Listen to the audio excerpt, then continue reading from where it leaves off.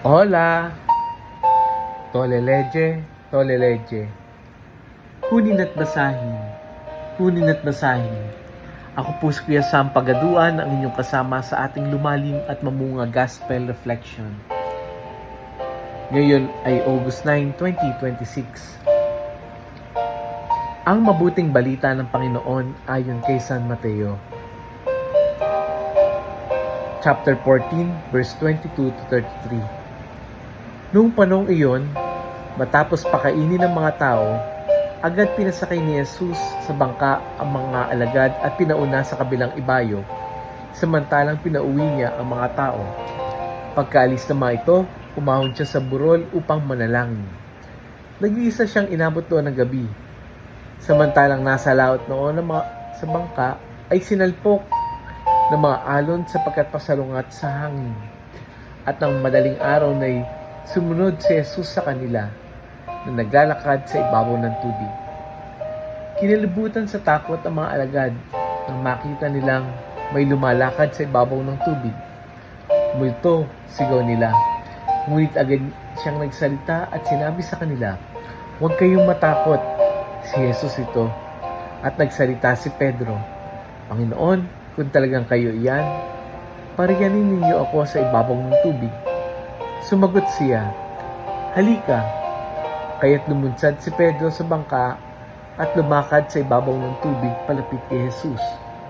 Ngunit nang mapansin niya ang hangin, siya'y natakot at nagsimulang lumubog.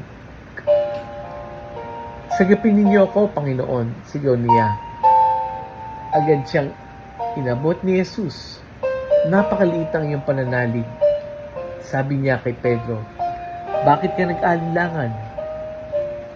Pagkasakay nila sa bangka, tumigil ang hangin at sinamba siya ng mga nasa bangka. "Tunay na kayo ang anak ng Diyos," sabi nila. Ang mabuting balita ng Panginoon. Nupuri ka namin, Panginoong Hesukristo. Happy Sunday po sa inyong lahat. Narinig natin sa kwento na kung paanong napakatapang ni Pedro sa una. Pero eventually, nung makita niya yung malakas na alon, doon siya na-focus, unti-unti, lumabog siya. Very human experience na takot. May mga panahon na kaya nating maging matapang. Siguro, tayo din, kagaya ni Pedro, may mga panahon na kaya nating sabihin na, "Lord, I trust in you." Pero kapag dumadating na ang problema, kapag mayroong mga unexpected bill, kapag may problema sa pamilya, kapag hindi natin alam kung paano mangyayari bukas, biglang nanginginig din tayo sa takot. Hindi naman natin nakakalimutan si Jesus, pero mas nagiging malakas ang ingay ng bagyo. At iyon ang nangyari kay Pedro. Habang nakatingin siya kay Jesus, nakalakad siya, pero nang mapansin niya ang hangin, natakot siya. Hindi nagbago si Jesus. Hindi rin nagbago ang kanyang paanyaya. Ang nagbago ay ang focus ni Pedro. Madalas ganun din tayo. Kapag nakatingin tayo kay Lord, kakayanin ko.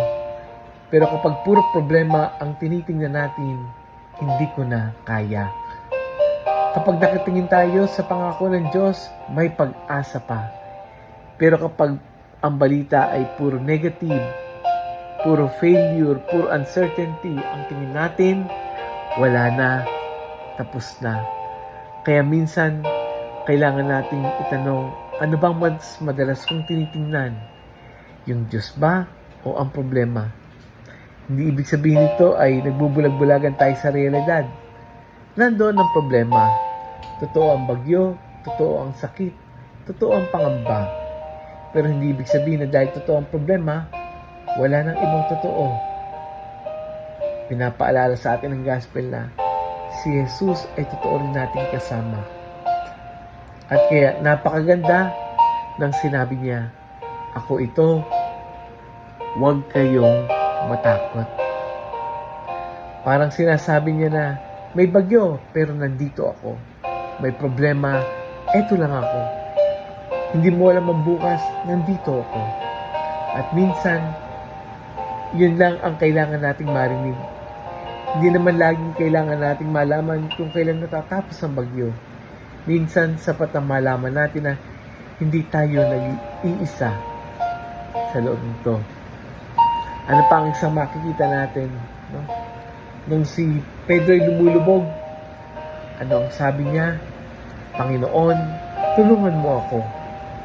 Agad, inunat ni Jesus ang kanyang kamay. Napakagandang paalala nito. Maaring tayo matakot, maaring tayo manghina, maaring tayo magkaroon ng moments na lumulubog tayo. Pero, alam mo si Lord, isang unat lang ng kamay niya, we are reachable. Madali niya tayong malapit lang si Lord sa atin. Let us pray. Panginoong Jesus, sa dami ng bagyong dumaan sa aming buhay, aminado kaming madalas pa rin kaming matakot. Minsan mas malakas ang ingay ng problema kaysa sa iyong tinig. Mas nakikita namin yung alon kaysa sa iyong pasensya. Mas iniisip namin yung mangyayari kaysa sa magtiwala sa iyo.